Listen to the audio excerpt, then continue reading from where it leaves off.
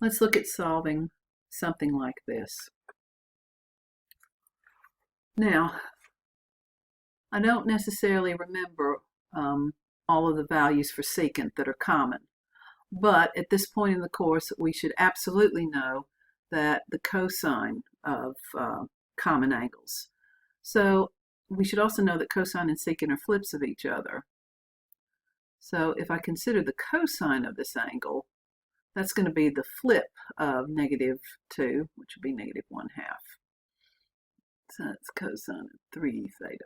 Now, we should know that the cosine of pi over 3 is 1/2. Have to have that memorized. This is a negative number, so cosine is negative in quadrant 2 and quadrant 3. So the first thing we have to do is to find angles in quadrant 2 and quadrant 3 with reference angle pi over 3.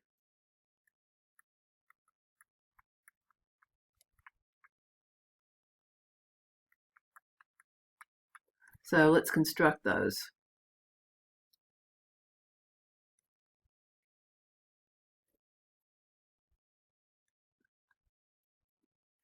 Okay. So let's have one in quadrant 2, and let's have our quadrant 3 one over here. Okay, so here's an angle, and it's in quadrant 2.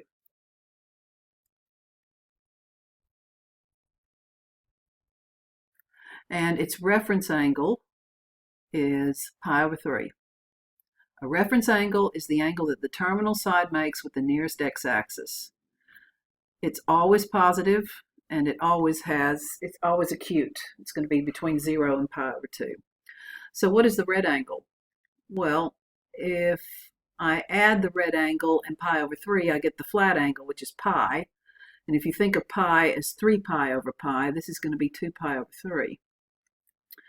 So the cosine of 2 pi over 3 is equal to, well, plus or minus the cosine of the reference angle. That's a definition of reference angle in the quadrant. Since we're in quadrant 2, cosine is negative in quadrant 2. And so this will equal the negative of the cosine of our reference angle, which is pi over 3. And so that's going to be the negative of 1/2. So up here, we have just found that the cosine of 2 pi over 3 is equal to -1/2. Okay, and so that's what we want for this. All right, it's still going to take some more work after that. Let's go to the quadrant 3. I need an angle in quadrant 3 in standard position. So there's an angle in quadrant 3. Now, its reference angle needs to be pi over 3 because cosine of pi over 3 is positive 1/2. So the reference angle is the angle that the terminal side makes with the nearest x-axis.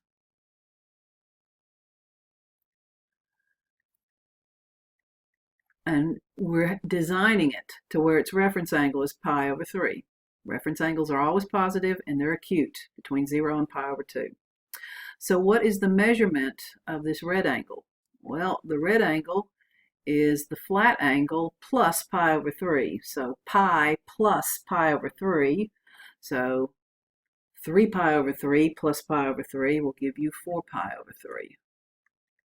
And the cosine of 4 pi over 3, by definition, is going to be plus or minus the cosine of the reference angle.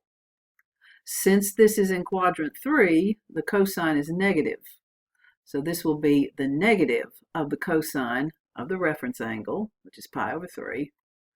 And that'll give us the negative of 1/2. So up here, we've just found a second angle that does what we want it to. Okay. All right, now I'm going to get rid of all of this. I'm just going to have what I have up there at the top. Okay.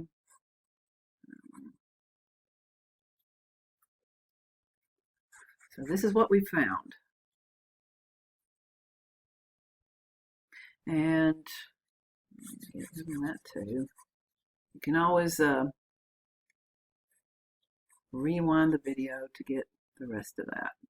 Okay, so now we're ready. So I have two cases here. One case, get this, is for this one, then this angle inside the parentheses, 3 theta over 2, is going to be equal to the angle inside the parentheses here. But remember, that's not 2 pi over 3 isn't the only angle where your cosine is equal to negative 1/2. If I go to 2 pi over 3 and then go a further full revolution, that will also have cosine of negative 1/2. Or if I go a further 2 revolutions, or 3, or a further revolution in the negative direction. So every multiple of this will also give me a cosine of negative 1/2, and just as long as k is an integer.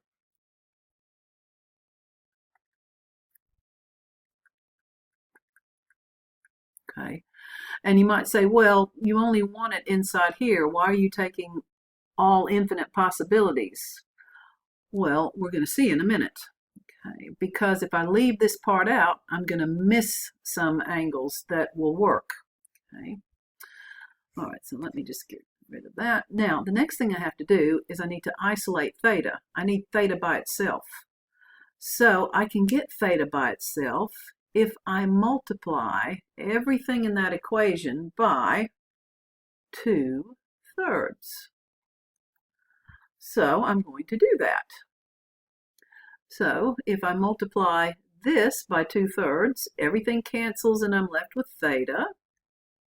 Now the 2/3 is getting multiplied by everything. So 2/3 times 2 pi over 3 is going to be 4 pi over 9. And then 2/3 times 2k pi, I'm going to have 4k pi all divided by 3 when I multiply 2/3 by 2k pi. And again, k is an integer. Now I need to see for what values of k will my theta live in this interval. And we want to think of theta now, or this interval now, like it's a number line. And so if that's 0 and that's 2 pi,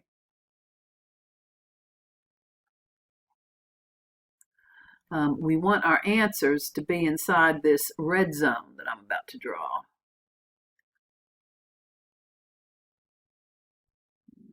Okay. And we're not allowed to have 2 pi, but everything in the red. Okay. All right, so if k is -1, say, then this becomes theta is equal to 4 pi over 9. And if k is -1, that's minus 4 pi over 3. And if I'm going to add or subtract fractions, they have to have the same denominator. So I'll get 4 pi over 9 minus 12 pi over 9, which will give me minus 8 pi over 9. And as far as 8 pi over 9 is concerned, it's a negative number, and it's going to be out over here. It's not in the red, so this is if k was -1. Okay, so I think I spoke k is -1, but I just didn't. All right, it got caught up in my equal sign there. So if k is equal to -1, that's the angle I get, and it's not in the red zone. So I reject it. And if I have any other negative integer, it's going to be the same thing. It's going to be outside the red zone. What if k is equal to 0? Then this formula becomes theta is equal to 4 pi over 9 plus 0. And 4 pi over 9 is inside this zone. And so my solution set will have 4 pi over 9 in it. Okay. Now what if k is equal to 1? All right, so let me create some more space. So k equals -1 didn't work. K equals to 0 worked. What about k equals 1?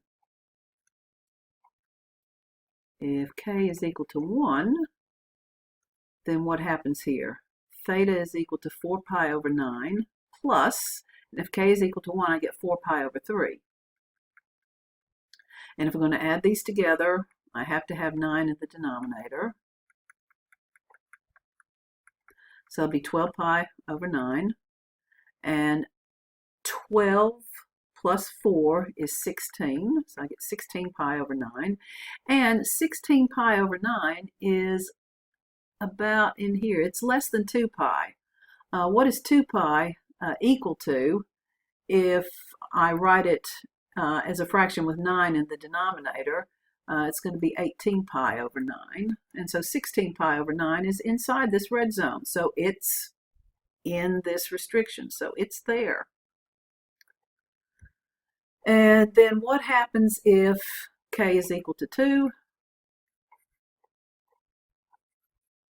Well, if k is equal to 2, then that's going to put us outside our zone. And then we won't have any larger than that. So if k is equal to 2, then theta becomes 4 pi over 9 plus 4 times 2 pi over 3 plus 8 pi over 3. And if I'm going to add those together, I'm going to get 4 pi over 9 plus 8 times 3 is 24 pi over 9. And that's going to put us at 28 pi over 9. And that's way outside what we're allowed. So k equals 2 won't work, and anything any bigger than k equals 2 will not work. So I'm done with this first example here. Okay, and all of this down here was done using that one. Okay, and so this is my list so far. This is my solution set so far. Okay, so now let's look at the second one that I found.